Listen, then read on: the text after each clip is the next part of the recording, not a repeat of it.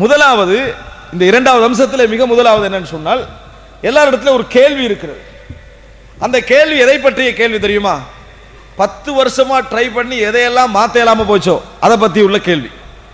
15 வருடங்களாக முயற்சி செய்து எதையெல்லாம் மாற்ற முடியாமல் போனதோ அதை பற்றிய ஒரு கேள்வி எல்லா இடத்துலயும் இருக்கிறது. அதனால நிறைய பேர் அதுக்கு எப்படி பேர் வச்சுக்கிறாங்கன்னா பிறவிக்குணம். அதுக்கு எப்படி பேர் வச்சுக்கிறாங்கன்னா பிறவிக்குணம். இது மாறாது, இது இயல்பு, இது இயல்பு. இன்னும் சிலர் எப்படி ஆயிட்டாங்கடா, இமாம்கள் எல்லாம் நம்மளை போலதான் லெவலுக்கு கொண்டுட்டாங்க.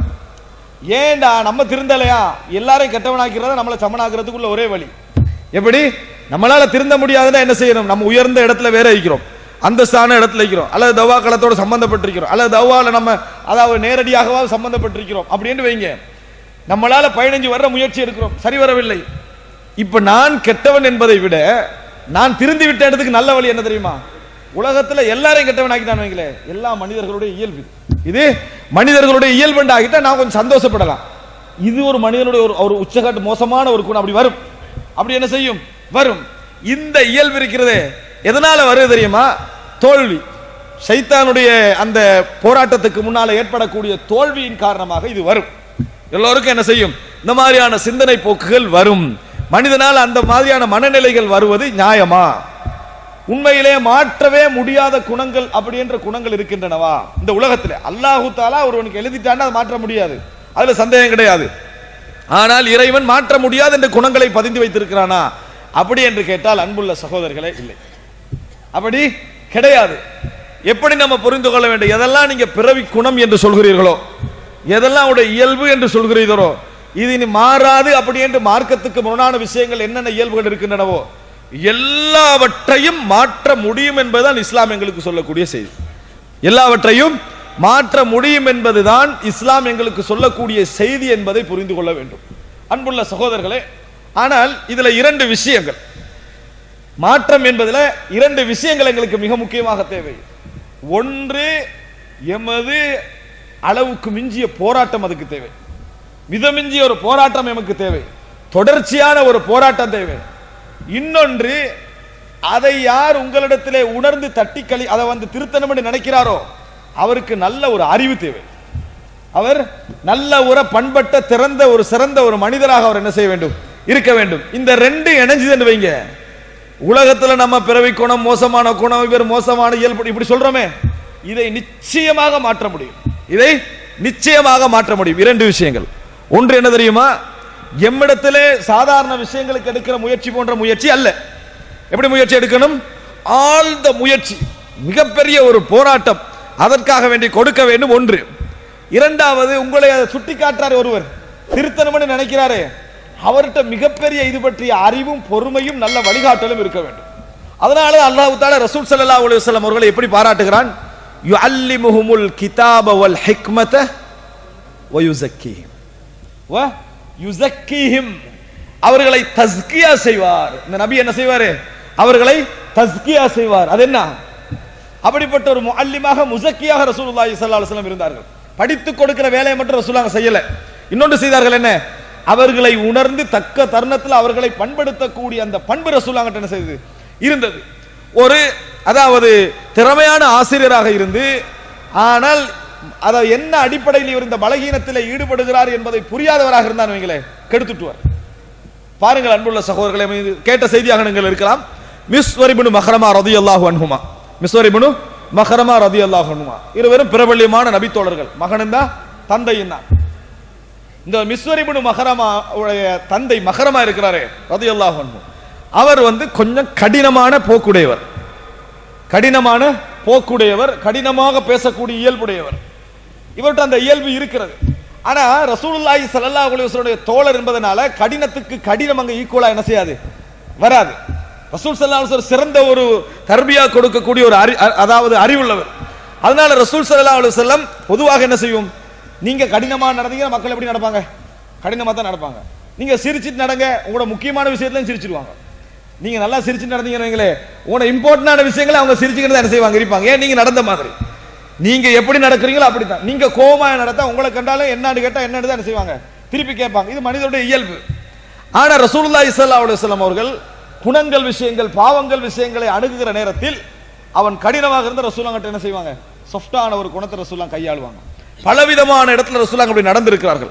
இதுல என்ன நடக்குதுன்னா மிஸ்வரை கூப்பிடுறாரு தந்தை, வாங்க ரசூல் ஸல்லல்லாஹு அலைஹி வஸல்லம் அவங்கள்ட்ட போவோம், நம்மளுக்கு வர வேண்டிய ஒரு பகுதி வர வேண்டியிருக்குது, நான் வரல அப்படின்னு கூப்பிட்டு போறார் ரசூல் ஸல்லல்லாஹு அலைஹி வஸல்லம் அவர்களிடத்துல. வீட்டு வாசல்ல நிக்கிறாங்க. வீட்டு வாசல்ல நின்று மகன்கிட்ட சொல்றாரு, அவர் இயல்புல சொல்றாரு, ரசூலுல்லாஹ்வை கூப்பிடுறாரு.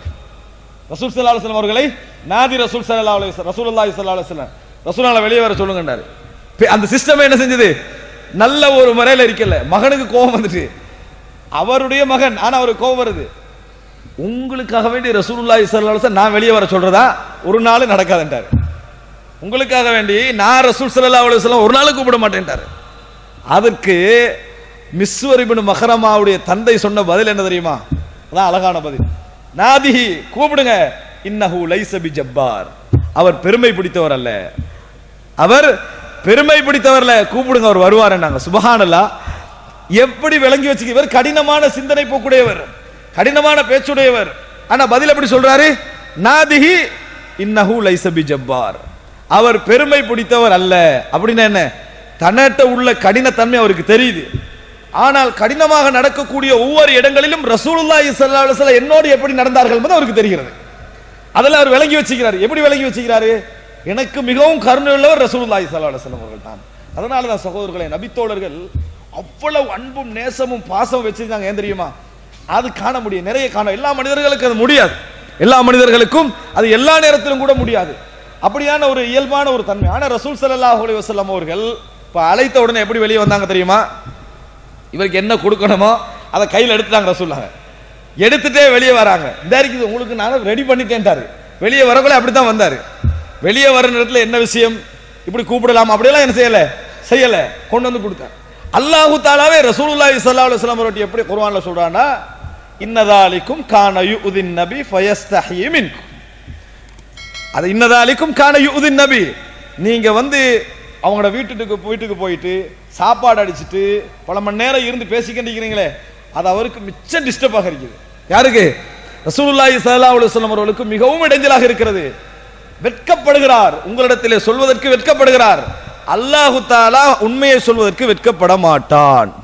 சுப்ஹானல்லாஹ், நினைத்து பாருங்கள், எப்படி ரசூலுல்லாஹி ஸல்லல்லாஹு அலைஹி வஸல்லம் அவர்களுடைய விஷயத்தில் அல்லாஹு தஆலா நடந்து கொள்கிறான்னு பாருங்க. எந்த அளவுக்கு அல்லாஹு தஆலா ஞாபகப்படுத்தினார், வா அலமு அன்ன ஃபீக்கும் ரசூலல்லாஹ், அறிந்து கொள்ளுங்கள் உங்களுக்கு மத்தியில் அல்லாஹ்வுடைய தூதர் இருக்கிறார், அல்லாஹ்வுடைய தூதர் இருக்கிறார். வா அலமு அன்ன ஃபீக்கும் ரசூலல்லாஹ். சுப்ஹானல்லாஹ். அப்ப ரசூலுல்லாஹி ஸல்லல்லாஹு அலைஹி வஸல்லம் அப்படி நடந்து கொண்டார்கள். சிலரை கூப்பிட்டு சொல்லுவாங்க, இன்ன ஃபீக லஹஸ்லத்தைன் யுஹிப்புஹுமுல்லாஹு வ ரசூலுஹு, உங்கள்ட்ட ரெண்டு பண்புகள் இருக்கின்றன, அல்லாஹ்வுடைய தூதரும் அதை விரும்புகிறார்கள். இயல்பை தூண்டி விட்டார்கள், நிதானம், இரக்க குணம், அப்படி என்று சொல்லி என்ன செய்தார்கள், தூண்டிவிட்ட செய்தியை பார்க்கிறோம். சில நபித்தோழர்கள் கேட்டார்கள், லா தக்லப், கோபப்பட வேண்டாம். ஃபரத்தத மிராரன், பலமுறை கேட்டார், லா தக்லப், கோபப்பட வேண்டாம். ரசூலுல்லாஹி ஸல்லல்லாஹு அலைஹி வஸல்லம் என்ன செய்றாங்க, இதை சொல்றாங்க. அப்ப ரசூலுல்லாஹி ஸல்லல்லாஹு அலைஹி வஸல்லம் அவர்கள் எப்படி இவ்வளவு பாவங்களில் மூழ்கியிருந்தவர்களுடைய உள்ளத்திலிருந்து பாவங்களை அகற்ற முடிந்தது என்பது ஏன் தெரியுமா? ரசூலுல்லாஹி ஸல்லல்லாஹு அலைஹி வஸல்லம் அவர்களை அணுகிய முக்கியமான முறை இது. மிக முக்கியமாக நாங்கள் தெரிந்து கொள்ள வேண்டும். அன்புள்ள சகோதரர்களே, இந்த பகுதி தஸ்கியா என்று சொல்லி அழைக்கப்படுகிறது. அல்லாஹு தஆலா குர்ஆனிலே வயுஸக்கீஹிம் அப்படி என்று பல இடங்களில் என்ன செய்யறான், அல்லாஹு தஆலா சொல்லி காட்டுவதை பார்க்கிறோம். எனவே இரண்டு விஷயங்கள், ஒன்று நம்மிடத்தில் இருக்கக்கூடிய முஜாஹதா, அதாவது தொடர் முயற்சி. இரண்டாவது, நம்மளை யார் திருத்த நினைக்கிறாரோ அவருக்கு நம்ம வெளிப்படையாவே சொல்லிடணும், என்ற இயல்புல இந்த குணம் இருக்குது, இந்த மாதிரி ஒரு நிகழ்வு இருக்குது, இதுல இருந்து நான் என்ன செய்யறேன், வெளிவரணும்னு முயற்சிக்கிறேன். பாவங்களாக இருந்தால் சொல்லக்கூடாது, மற்றபடி குண இயல்புகளாக தான் என்ன செய்யணும், நம்ம சொல்ல வேண்டும். அப்பொழுதுதான் அவரால் அதை உணர முடியும். எல்லோரும் ரசூலுல்லாஹி ஸல்லல்லாஹு அலைஹி வஸல்லம் உடைய உணர்வில் உள்ளவர்கள் அல்ல.